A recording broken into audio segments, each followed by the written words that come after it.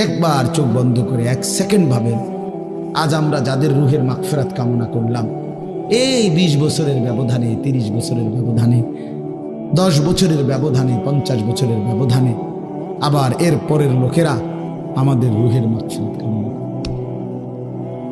এটা কি পরিমাণ বাস্তবতা, কি পরিমাণ বাস্তব!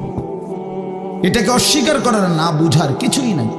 মৃত্যুকে না বুঝার কিছুই নেই।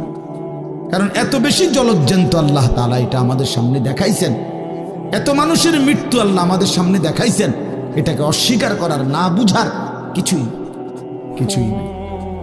গাফেল সন্তান কোনো কিছুতেই যাকে কোনো আসর করে না। আহা, আপনারা জানেন না, আপনাদের এক এক ছেলের অবস্থা হলো কলিজাটা পাথর হয়ে গেছে। কোনো কিছুই তার কলিজা নাড়ায় না।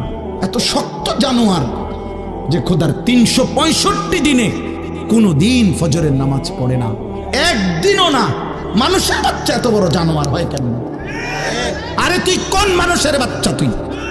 তুই কোন মার দুধ খাইলি? না ফরমান, কেমনে মানুষ হইল? এটা কি ধরনের মানুষ?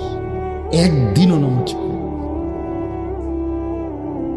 ছি ছি ছি ছি ছি! মুসলমানের বাচ্চা এত বড় জানোয়ার হয় কেমনে?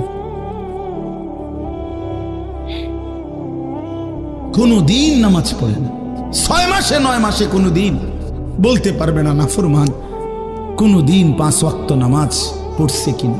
হায় হায়, এত বড় অসভ্য! মায়ের সন্তান হয় কেমনে? বাবার সন্তান হয় কেমনে?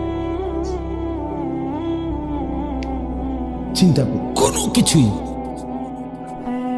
ছেলে পেলেদের হালাত হলে এই পরিমাণ লাগাম ছাড়া, কিসের মা কিসের বাবা, কে তার মা কে তার বাপ, কে কি তার ধর্ম, তার আল্লাহ কে, তার রসুল কে, তারে বানাইছে কে, আসছে কোত্থেকে, কেন আসছে, কি করতেছে, কি করছে, কিচ্ছুর খবর,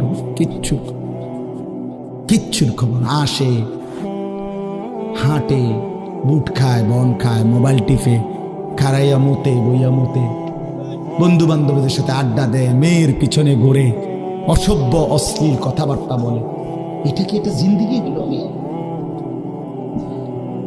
ভেবে দেখেন। উফ, কোন সুস্থ স্বাভাবিক মানুষ এমন হয়? বলো ভাইয়া, বলো। রাগ করো না বাপ, কে তোমা করে মনে করাই দেবে? কেউ মনে করায়